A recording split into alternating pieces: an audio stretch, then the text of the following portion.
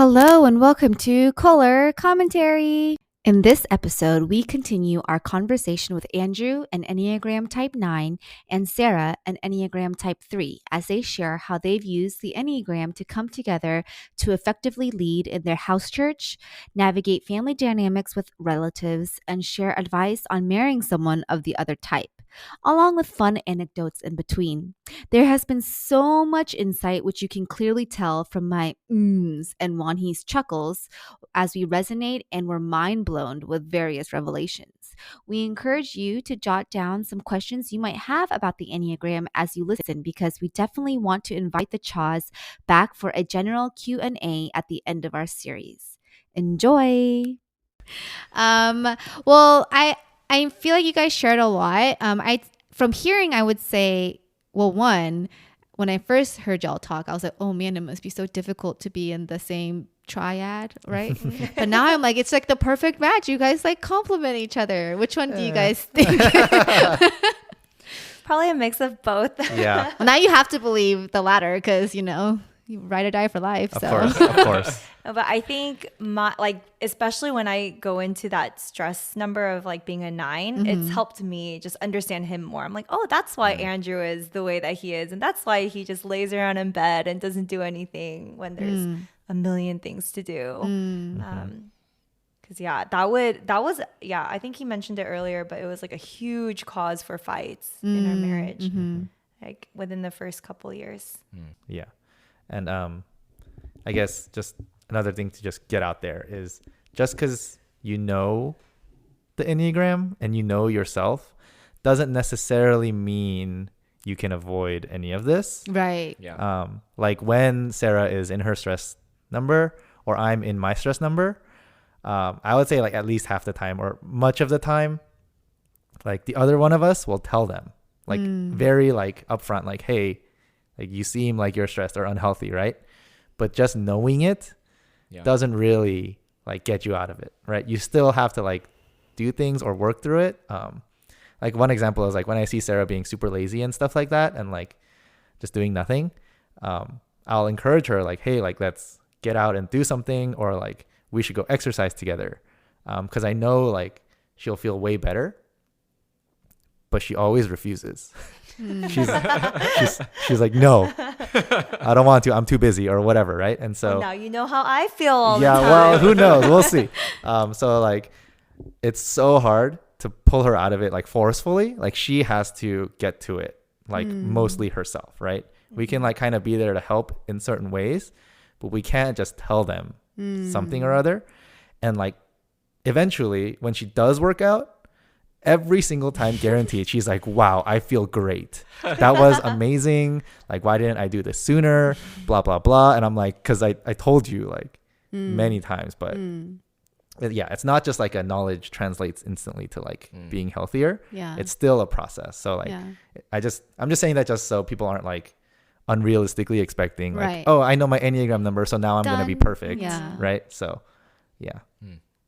I appreciate all of your additional like insights. I think it's so nice to have that. The Enneagram master. Yeah. Yeah, seriously. What are some common questions you've been asked where you just drop the wisdom on it? Oh, I don't know. I repress everything. So. I see. What are like, I know, so like we kind of talked within your marriage, but within your marriage, you guys are also leaders, right? And members of different things together. Like, what does that look like in those environments? I guess in shepherding, we fought a lot about shepherding within the first 2 years of our marriage, because I would constantly be telling Andrew like, hey, we need to be doing this with our house church, or like, hey, why are you not reaching out to this person? Or when they're sharing, I would ask him later, be like, why didn't you say something when this person was sharing this and this? But I think a lot of it just came from like, if we're not involved through action in these people's lives, like instantly or immediately, kind of like our natural instinct is to kind of jump in and help, right? That makes us look like bad shepherds. And so I wrestled with that a lot. I was like, wow, we're bad shepherds. Like, because of how our house church probably sees us, they think we're lazy. They think we're not involved. They think we don't know anything about their lives. And so I had to learn a lot about just being patient and just being gracious, being a better listener. That was a big thing that I learned in our first year of marriage, is just sitting there and listening was really hard for me. But I think through our relationship, and as Andrew kind of coached me in that way, it's helped me realize like I can't change people, because I think that was my motivation probably my first couple of years of shepherding. It's like if someone's going through a hard time, or if someone's thinking of something that's wrong, or if their thought process is wrong, like it's our job to change them. And that's so much pressure on us, and that's literally impossible to do. Yeah. And so I would say that's probably one of the biggest ways that I've, I guess, changed in my shepherding role through the years. I don't know if that answers the question. No, I think, well, because I think even in that, you know, like there is a sense of that image attached to the fears that you shared even in that. And I think that's something a lot of type 3s or people in general can share or resonate with. So I think even being able to like declare against that in those times and know like you're a good shepherd no matter what, I think is really cool to hear, and like that transformation. So thank you.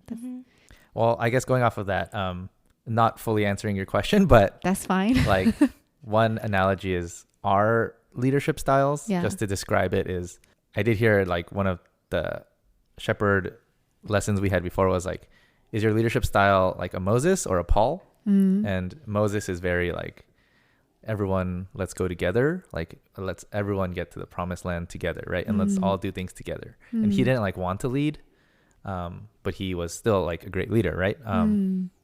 And then Paul's kind of like, he's going to tell it how it is.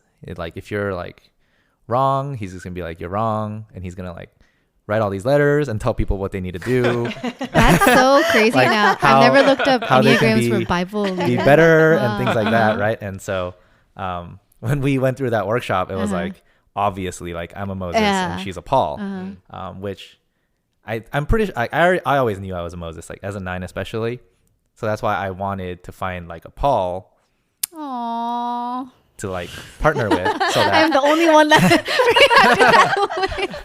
so that like I don't have to do those things. Yeah. So she would like gladly do it, right? Yeah. And I think just like naturally or stereotypically, I think 3s can be more controlling in terms of like how they want others to do things, not from like a negative sense, but kind of like a just so like it's better or like they're better or things like that. They always see like how can things be more efficient. So like you do this and you do that and like things like that. Whereas a 9 is very laid back, and we're kind of the least controlling of the Enneagram numbers. So I'm kind of just like, let them be, like they need to grow into it themselves. And like, if it's bad enough or like if it's really critical, like then we can step in. But I don't want to be the one like guiding their lives. Like I'm not God. Like I don't care about like being the one to tell them to do it. So that's where we had that difference. Yeah. And I think I would let the condition of our house church, like if we had members who were not doing very well or members who would like not come out, that was a reflection on us. And so I think I took it very personally when people would like not come to house church, be like, okay, what do we do wrong? Why are we not, you know, being good shepherds? Because if we were good shepherds, then they would come out. But it's like, no, that's so wrong and so twisted. Yeah. So interesting, because I feel like all the stuff that Andrea just said, I was like, yeah, I agree. I vibe with that. Yeah. And it's interesting too, because like the part that you just shared, I think my thought process would be like, oh, if someone from my house church didn't show up, I must have said something to like offend them. Yeah, exactly. Last week, right? Oh, Like, I'd be like, I've never thought about like what? I would think through all the interactions I've had with that person and be like, all right, what did I say? What did I do? Like, what would they have been offended by that they like don't want to come anymore? You know? Wow. Yeah, that is very interesting. Yeah. Do you think that way? Yes, all the time. Oh. Yeah. So Realizations. Wow. You're welcome on the pod. so 9s are others focused generally when we think, and so our first thought is like of the other person, like what are they thinking, or like what did I do wrong like towards them, right? It's always accommodating and like thinking of what is the other person thinking, right? Threes are self-thinking. Are twos self-thinking too? Twos, I think, are others thinking. But twos are also very in their own heads. Yeah. Okay. So it can get confusing, but I'm pretty sure twos are like others. So I think proper terminology is others referencing. So you might think you're being selfish or thinking about it with respect to yourself, but it's kind of like you're always thinking in terms of relationship to someone else, right? I see. So, but threes, it's kind of like it's a contrast from like what are they thinking, but it's kind of like, how is this making me look, right? Like, how is this reflecting on me? That's a really helpful distinction for me in terms of like the two but really high wing three, where like sometimes I get confused, but I think that's a helpful framing of it. But wow, so you have that thought that Wani has as well. Oh yeah, it's like constant. It's really annoying. Interesting. Yeah. It's I very don't know if annoying. you feel that way. It's but very annoying. Yeah, it's like this weird mix of like, I don't know. So like when you were talking about like others referencing, I was like, oh. So I think the way that I've thought about it, it's like it's kind of a little selfish because I am not considering what that other person might have going on in the rest of their life that might contribute to what they're doing now, right? It's like I only think about it like, oh, I have like this profound effect on someone's life that like I can make them feel a certain way that they don't do anything. Whereas like I'm kind of blind to the other spots of it in their lives, you know, where something like there's all this responsibility on me to be as conflict free as possible so that I don't like change how someone might feel or do and stuff. So it's, yeah, I think that's like a thought that I have a lot. Yeah. Wow.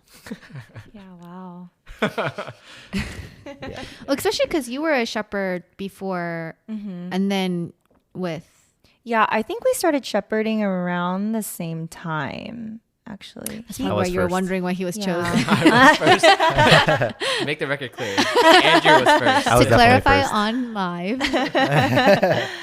Yeah. So because my previous shepherd also was like, I don't know his exact number, but I think he was an 8. So like anytime he saw something, he would just call it out. And when I was under his like leadership, that's the kind of leadership I needed to help me. Because I don't like it when people like sugarcoat things or like beat around the bush. And so he would just tell me straightforward. And so I think I adopted a lot of that and was like, I need to do that too. But realizing that there's a balance, that, you know, there are times to do that, but it's not all the time and not to everyone. That was really hard to learn. Yeah.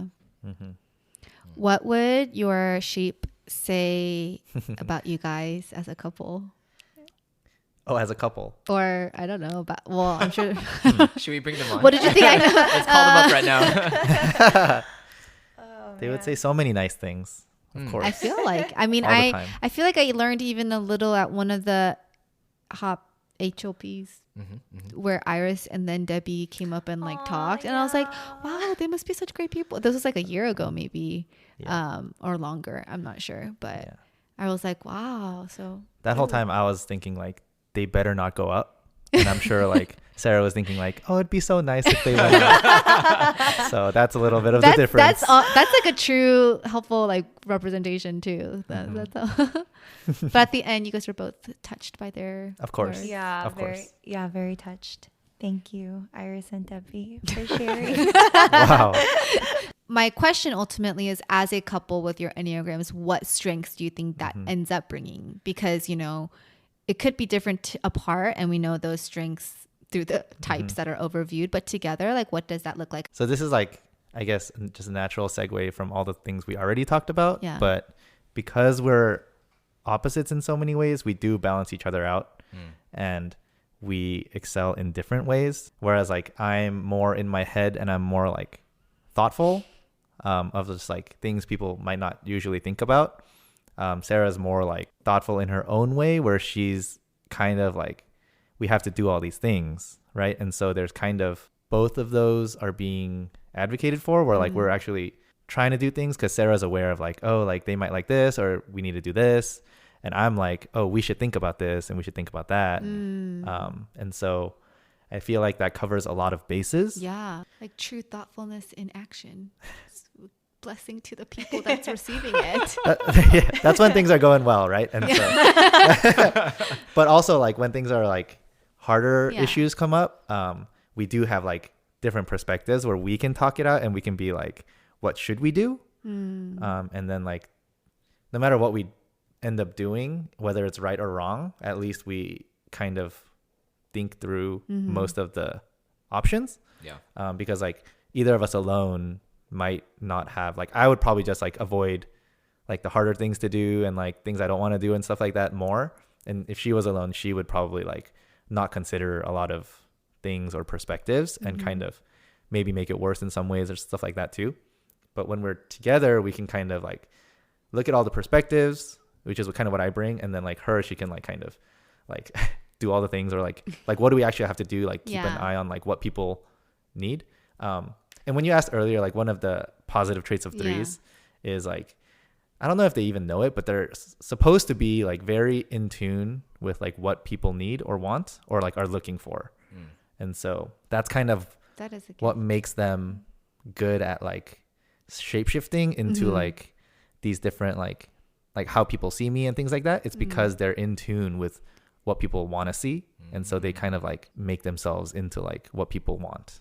That's the word I was thinking about. What's that super creature that's a shapeshifter? Super creature. Ditto. Oh, is it in Captain Marvel? I don't know, but you're that person. Whoever. From X-Men? Yeah. Wait. Oh, Mystique. Mystique. Yeah. Oh. The blue-skinned, orange-haired creature. That's the evil one? But she's like really cool, even when she was, I don't know. Oh, yeah. I'm not, cool. Besides the evil part. But the shape-shifting. Anyway. Well, the last dynamic I kind of wanted to ask, within Enneagrams, how has that looked like with family, like in-laws or whatnot, especially with the holidays coming up? Relationship dynamics, or what are some things that you've had to be mindful of in relationship dynamics of other families as a married couple? Like, for example, my family does a lot and we do everything together and there's no time for rest, which is really, really fun for us. But I'm learning with a 9 who I think is a 9 in my family, right? Like, while he does enjoy it, right? He also does need some rest times. And before, I could be taking it offensively, like, you're not going to spend time with my family when we're like together for this week or something. But, now like understand like he needs some time to just like kind of do his own thing a little or things like that. And like, how did those things kind of like come into play in those relationships, and vice versa for me in ways that we've had to talk about dynamics for his side of the family as well. I guess first, just to get it out of the way, is like, so there's Enneagram, but there's also like guy and girl dynamics, and there's also like just upbringing and different background dynamics. So like this is all just mixed everything. So I'm not saying everything is like from Enneagram, but there are, and sometimes race is a thing, depending on and culture. But generally, like, we're similar in a lot of ways, but very different in other ways.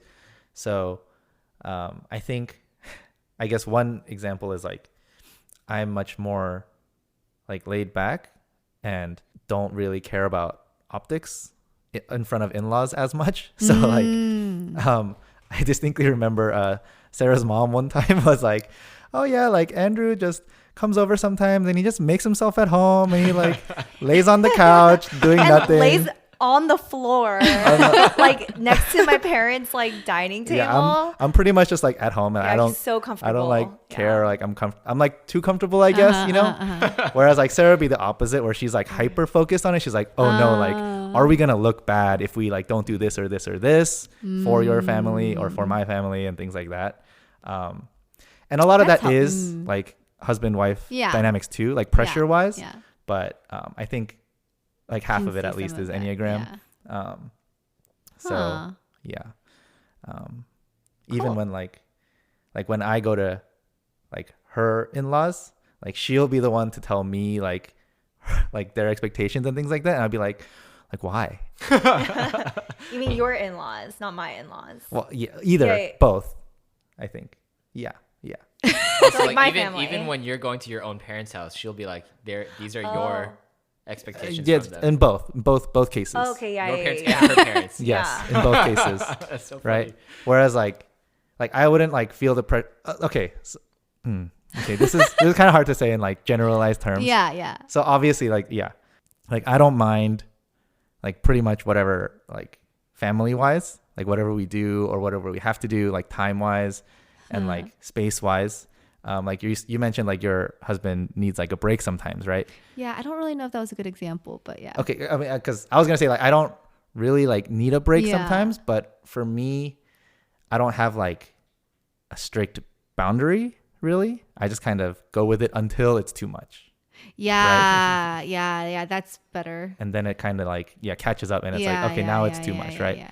Or, And yeah. it was this coming out of nowhere. Exactly. Anyway, sorry. But until that point, Yeah. I'm kind of just like, whatever, like it's family. Like if we have to do it, we got to do it. So like there isn't really like. But caps. do you think if there was an awareness of that before going in, then there wouldn't be that? I get what you're saying, but I don't think it would really change anything. Got it. And so this is where also I don't know if it's like family dynamics. But like for me, when it comes to family, there's like almost no boundaries. Obviously there's some, but like it's pretty much like it's family. So like whatever goes, like goes, you know, like if we have to see them for like a month or whatever, like, oh, well, like that's just life, you know? And then if it becomes too much, then I deal with it. But it's not like, I won't think about it before then being like, oh, like we're spending too much time with them. Right. But I feel like for Sarah, it's not like that. So like even Andrew's mom came for like 10 days in October and I was stressed about it for months. Like, and I think I psyched myself out so much that it was like sometimes even hard being in like the same room as her because like I had kind of manifested that in my head for so long. So like I had to approach every day as like a day of its own instead of thinking like, oh, like another day, like we have like 10 more days, we have 9 more days and things like that. And so I feel like it's, I have to do a lot more mental preparation. So like even next week or the Sunday we're going to California to see his family and I'm really excited. And his whole family's going to be there. But I feel like I don't have to mentally prepare as much because it's like a big family. And like I thrive with like big groups. But when it's just like maybe his mom or like just his immediate family, then I get really stressed out. Like, oh, all eyes are kind of like on each other. Like I need to be doing this. I need to wake up early and like help his mom, which I don't really do. But like the thought is there, like she's going to be judging me and see me as like a bad daughter-in-law if I'm not doing this, which is all just lies in my head, but something that I still struggle with a lot. And as like a counterpoint, like in Thanksgiving, we hosted her like extended family. So there was like 20 people here and like we were the hosts for the first time. And I feel like if it was my family, like Sarah would be very, very stressed, obviously, like naturally. But like in this case, I was like kind of not stressed at all. I probably should have been more stressed, but I was like, oh, like it'll work out. Like it's just family, you know, because that's how I kind of think about it. That kind of sounds bad to say, but like, I mean, no, like during I'd be like asking like, hey, like, can I make some coffee for you guys? Or like, do you guys need any like drinks or do you want, like, I'd be taking care of them, but I was never like in my head about it at all. I was just kind of like enjoying it. And it's like family's family. And like, yeah. So there, like the pressure wasn't really there. And I think like the expectations and things like that, I kind of just, if it's not there, then I don't like make it worse than it has to be. So I think one of the big differences though too is like when we spend time with your family, it's like for long amounts of time. It's like days to like up to a week or maybe even longer. But my family, it's maybe like a couple hours. So I think that has a lot to do with it. Because the city is here. Yeah, they're all here visiting. Yes. Thanks, guys. I know, it's the holidays, just like people starting to think about what in-laws could look like or, family settings in general. I am going to make so for my family, we do this thing where each of us have a day that we plan for the holiday week. And on my day, my family will have taken the Enneagram test, and we are going to do a podcast on it. So stay tuned for a family dynamic of that. But yeah, I think it's helpful to start learning what, you guys, how you guys have like understood one another, and then being able to use that in teamwork to bless your house church members who talk to you about Enneagram all the time, or other ways you can like use that knowledge and work together. So that's been really cool to listen. I would close by asking you guys for advice that you would want to share to the listeners in terms of, one, what is advice you would give about being married to the other type? Oh, interesting. Oh, specifically for a 9 to a 3. Yeah. Just one advice or many advices? And then what is one advice you would give about being married to your own type after? Oh. So Sarah, you would share about being married to a 9, and then Andrew, you would share about being married to a 3. I have some easy ones, but like Yeah. they feel like cop-out answers because they're so easy. Like the biggest one that comes to my mind, it could be surface level and very deep, is really giving them the space to just be. Especially if you're a number that's complimenting that, it's really hard to kind of just watch someone be sometimes. But I realize that when that time is given, that's when I see him thriving more. It's kind of like the Mary and Martha passage, right? Like just being like feeling the need to just get up and having to do everything. I have no issues like starting or confrontation. I have no issues with confrontation, but sometimes holding your tongue and realizing like the time is not now. Yeah. That's really helpful advice that when you said it first earlier, that like really spoke to me. So I think that will help. Oh, Yeah. I'm glad. Yeah.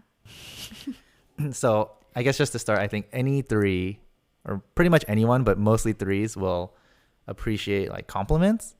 So if you're married to a 3, they kind of live off compliments. So I would say like try to voice your compliments as much as possible instead of like thinking it, but like make it very obvious. Cause like there are times I would like point out things in Sarah. Like I'd be like, oh, like, is that like a new like shirt, or whatever, right? Or like a new purse or like a new haircut or whatever. I'd just be like, oh, like, is that new? Like, and she'd be like, yeah.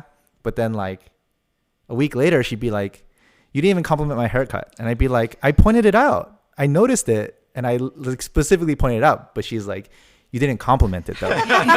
So I'm like, yeah, there's a difference. I think guys will understand when it's like, oh yeah, like that's a compliment. But then girls will be like, that's not a compliment.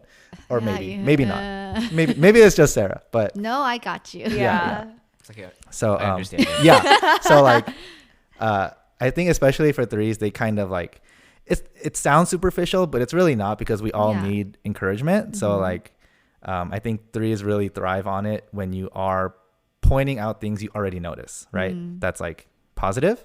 And that leads into like the deeper version of that is communication overall. And every marriage obviously needs good communication, but one thing I noticed with Sarah is when I say something or like do something or anything, it can be interpreted like wildly differently, no matter what it is. So I have to be like very, very clear, like what my intention is and like what I'm trying to get across and things like that. So like I think communication is especially important because I think 3s like think and make conclusions very quickly, and they can like very easily find themselves like judging things very quickly and things like that. So if it's something I said or did, like she could have her own world of assumptions in her head. And for me, it's like, oh, it was like nothing, like a split second of like nothing. But for her, it could be like, was it this or was it that? Like, how dare he do this? But I'm like, I didn't even think about it. Like, it's nothing, right? So like, especially if it's like more important or like things like, or even if it's small, I think it's very important to be clear in your like intention. when you're like talking about things with a 3. How do y'all feel? You want about what? If you want to disagree with that? No. I agree. I just wanted to add on to it. But I can't think in my head right now. I'm a very external processor, so it's hard for me to think sometimes. You can just talk it through. Yeah, like when I'm doing the dishes, for example, I'll ask like, how's your day? How are you doing? What's going on in life? Hey, like, I feel like someone in our house church needs help. What do you think about this? It's very just like casual conversation. For him, he doesn't do that ever.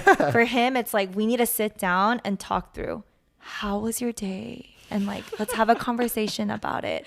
And so I think creating a safe space for 9s is like extremely, extremely helpful to help them realize that they're also important, because for him, it's hard to bring certain things up, even though it may not be like a topic of conflict or an issue per se. But I think oftentimes 9s feel like their voice doesn't matter or like their opinions don't matter, but letting them have that time to actually sit down, reflect, and share those thoughts is, I would, life-changing. And I know I need to be better about that too. No, this is another great advice because I was just with a 9 this past weekend, and it's different because my core is a 2, right? But I was sharing how something about me is like, when people ask me surface level questions, sometimes I feel like, oh, this is not meaningful enough, you know, like things within like the 2 cores, right? Yes. And so like I was like, I want a deeper conversation or whatnot, and so I don't ask very like, not surface, but not like the tell me your feelings, right? Like I don't ask the layer above, which is not about all your feelings, right? And so I'm always like, yeah, when people ask me how was my day, I don't know if I should ask how's your day back, because usually it's just like, oh, good, you know, unless we get deep or something. But she was like, yeah, I think 9s would appreciate those questions, because then it gives them a permission to speak that they wouldn't have thought they could just share freely otherwise. And I was like, oh my gosh, I would not have, like, something I take for granted or almost don't like, right, is something that actually gives such a freedom for potentially a type 9. So look at you with all this. That was like a type 9 just told me that, and you just advised that. That is great information. What you say, one of the strengths is being in tune with like people's needs or stuff. Like, anyways, that's why I like when Matt and Wani talk, because they talk in a way that lets me learn about each of them. That is not as like overwhelmingly emotional that I try to bring to the table. Whenever Matt and I have a conversation, we just talk about things that are like in our head, and we're like, oh yeah, and then just like, what? I didn't know you thought like that. Every time. Yeah, it's some of my favorite conversations to listen upon. So then the flip side, what would be some advice you would give if I'm about to marry type 3? What would you tell me? Oh, like you have to give good advice about yourself too. It's basically the challenge. I guess the first thing that comes to mind is one of my biggest pet peeves is being interrupted while I'm working. Because I think when 3s are in that headspace of trying to get things done, they're in it. And I generally don't mind being interrupted or like stopped to have conversation, but I would say the most annoyed I ever get with Andrew is when he interrupts me when I'm like working on my business or when I'm like actually working on my corporate job. I'm like, leave me alone. But on the flip side, I bother him all the time when he's working. And so, but yeah, that's the first thing that came to mind. I really, really don't like it for some reason. And even like, my mom will come up to me sometimes when I'm like working and start asking me questions, and I'll just ignore her, just be like, I can't talk to you right now. Yeah, it's like a different world I am in. Yeah. Well, I have a question later, but like, you know, like how I say I have like a very strong wing 3. So like I hear a lot of things that Sarah says that's like, you know, because you say like your wings are more behavior. So like I do a lot of those things. And how much can I relate to that being like a very strong wing of mine, being a female in a marriage or like whatnot? You know what I'm saying? Like, because I feel like a lot of things you said, Sarah, in this conversation, there's like strong points of it that have resonated with me. And I'm just like curious, like, is that because I get so annoyed too when it comes to like work in that workspace alone. Otherwise, I love and invite really like conversations and whatever. But then I text Matt like every second when I think of something right away. Like, oh, like right away. Oh my gosh. And I'm like, why hasn't he responded yet? But so like, stressful. Oh man. he does a great job responding back now. I think Kudos he to realizes Matt. I know, like, but like, you know, he's like with the patient, and then when he's done, he checks it, gets back to me, and then it helps me with something I need to work. And yeah, he never once gets annoyed of it, but it's like something I really just like don't like when it's in that space. Otherwise, I don't really care. But and then some other things you guys had mentioned throughout, like it was like very but I know I'm like a huge 2, but then my 3 was really next high, and then the others were kind of like meh. Like one time I took the test and the 3 was high and the 2 was second, but I was like, no, I can't, I'm a 2. Like, but anyways, Yeah. but I'll let you, that's like a big tangent. We can answer that, or we can get into that after. Yeah. So just saying it there, but I would like to make sure I get your advice, because you know I might be married to a 9. So what are some advices? Yeah. It's really hard to just pick one, obviously.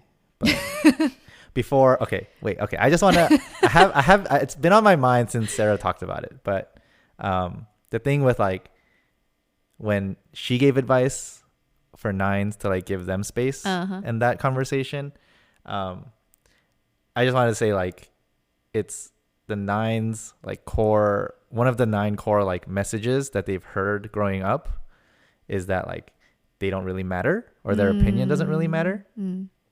And so like what you guys were talking about, of giving them the space to like say stuff that they've had on their mind, but they wouldn't necessarily like just bring it up unless they're asked. That is something that applies to me a lot. Like, so Sarah's definitely like really correct, but I want to like re-emphasize it from my perspective is a lot of times like even if we know, like it's hard to voice things without like being prompted of it, and it's just like trapped in ourselves until it's brought out. And so like she brought up, we had like a weekly sit down and just talk. I think the way my brain works, and maybe one he can chime in too, but is like, if something noteworthy happens, right, that I could talk to her about, then it's like it's talked about like in that moment, or it kind of disappears and it gets repressed. And so even if like she asks me later, like, oh, like how are you doing or whatever, I don't know. Like I literally can't remember. And like early on, she used to think I was like hiding things from her. She'd be like, why don't you That's how I feel. answer my question, right? I would ask him questions and be like, oh, what do you think about this? Oh, how do you think this went? So like that's a little different. That's a little different. It's all the same. She'll ask a question and I literally, it's not on my mind, so it's like out of my mind. And 9s, I've heard this. 9s are the only nodding. number that has this talent of, if there's something you don't want to think about, they literally turn it off and it's out of their brain. Matt is definitely a 9. My goodness. And when other numbers kind of find out that 9s can do that, they're like, what? I hate you. Like, how can you do that? Yeah. Or like, how do you do that? But How is it? A power? Or? it's It's a superpower. It's repression, and it's very unhealthy, but It is very unhealthy. Oh, right. Hindsight, it's so we just literally forget. And so when she asks questions, right, from my perspective, they're very loaded questions in the sense that it takes a lot of energy to dig up an answer, right? So if she'll ask like, oh, like, what do you think about this, right? And if it's like a semi-serious topic, I'll literally have to stop everything else I'm doing to process the answer to that question. Yeah. Because I don't want to just give her like oh, it's good. Like, oh, it's fine. Because she'll get mad at me. She'll be like, that's not an answer. Like, tell me more. And I'll be like, well, if I want to tell you more, I need to like take 10 minutes and process this again so I can like properly answer this question, right?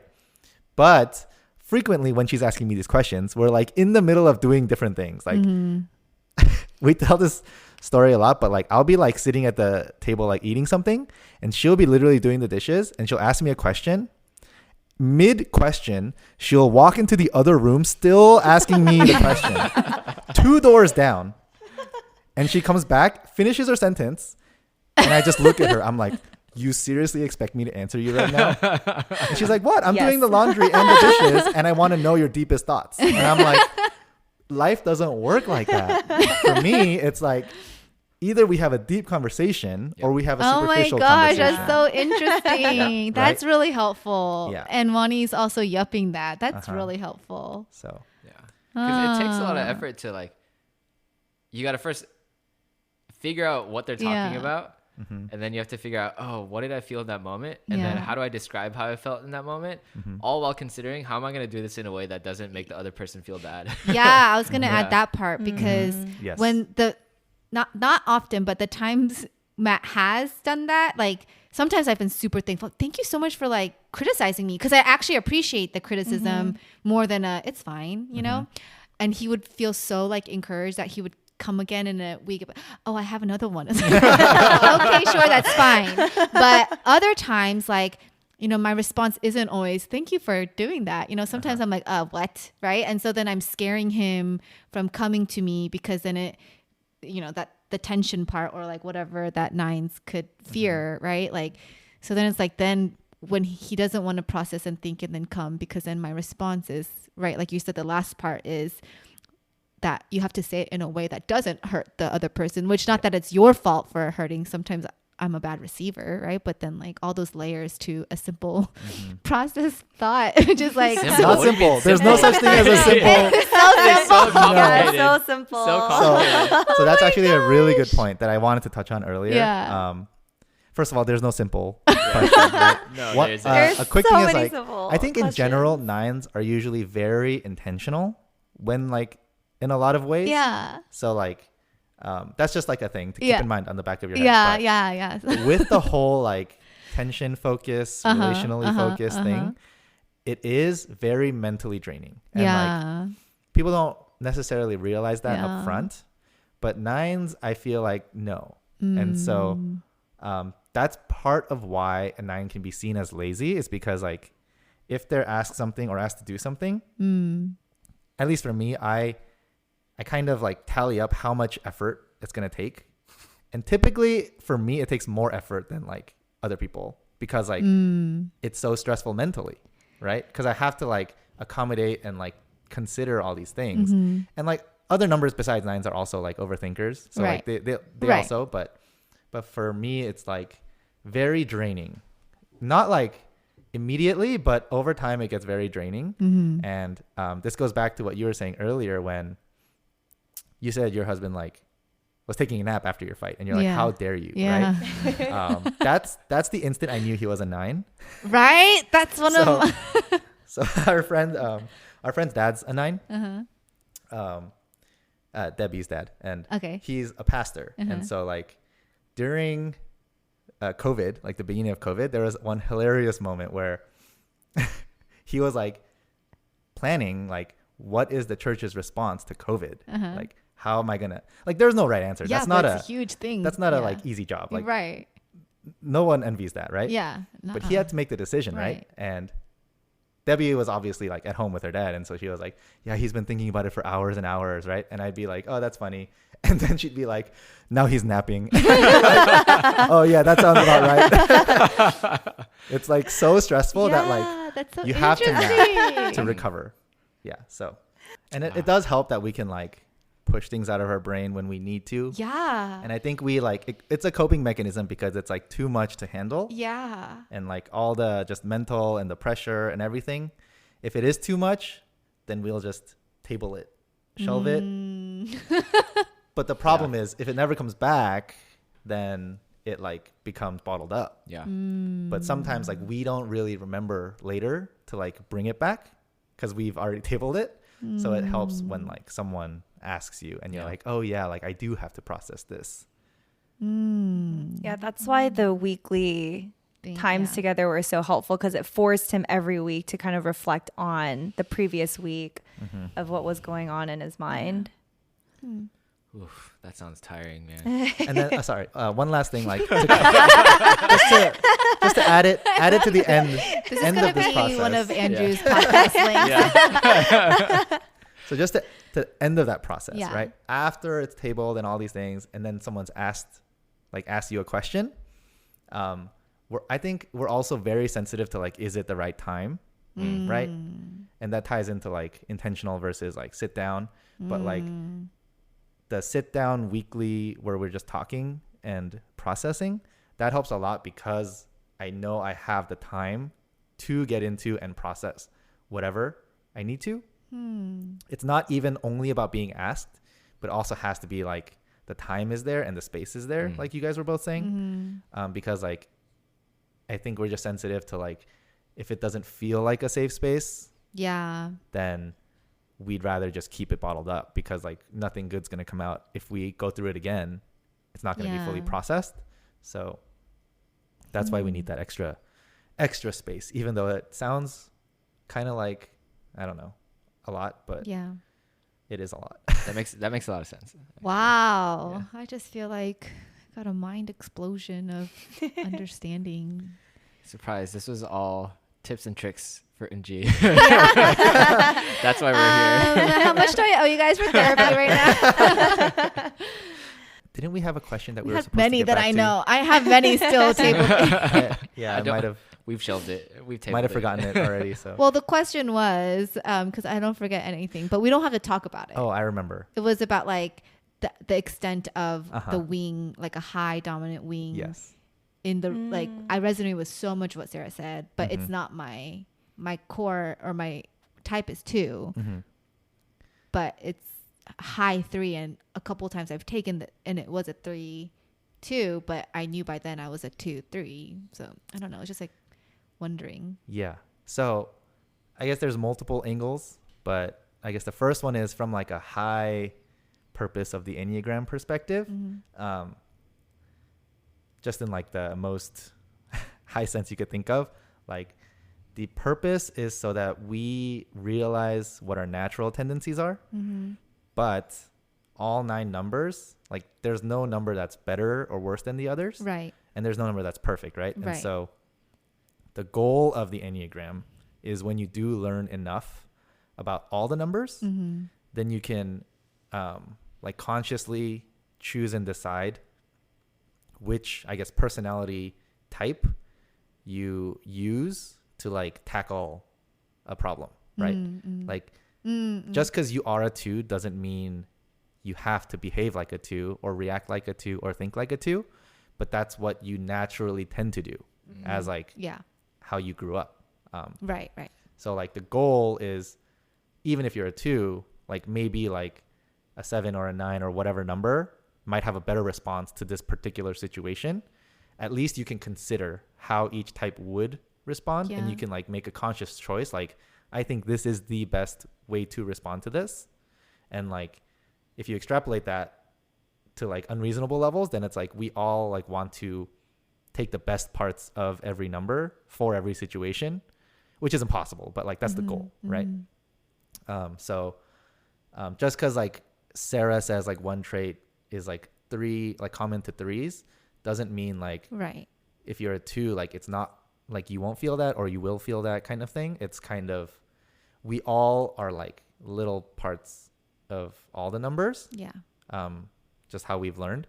But we just like, your core number is generally just what you tend to fall back on, like your natural response to things when you're not thinking about it. So, and then the other side, the other angle is like no one number is gonna apply to like every single person of that number. Right. So like if she says like I'm a 3 and I feel like this, like someone else who's a 3 could be the opposite, or like, as is Matt when he listens to this, he can resonate with y'all, but exactly. That's helpful. Yeah, I think we've had so much fun talking to you guys. Where can we support Simply Yeti? Drop your handle. At Simply Any, SIMPLY. YENNI.com, and Instagram handle at simplyyenny. Check it out. I am going to be checking out in person after this podcast is over. And then where can we contact you for any Enneagram questions that are going to come after this? You can contact me at sarahcha@gmail.com. That's not my email, but thank you. Yeah. Awesome. I feel like at the end of all of this, we should have like if people had questions and then, come back and answer those. Oh, people Ooh, have. listener questions. Yeah, because Ooh. people do like Q&As where it's not just about you guys in particular, but then Mhm. also the other things you guys share through this process. So that would be Yeah. cool.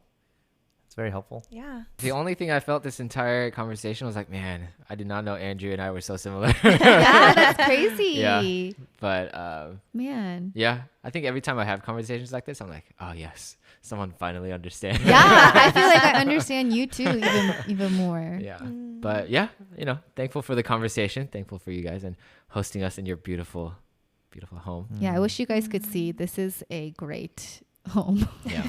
Thank you. Thank you. Well, we're excited to have you guys back on as guests in the future, and we hope that you guys have a wonderful holidays. For all of you guys listening, I hope you guys maybe even take time to reflect and just think about the ways that you can understand yourself as you enter a new dynamic of the in-laws or your own family or friends' Christmas givingness. And yeah. Thank you for joining. Enjoy The Wonder. the Wonder. All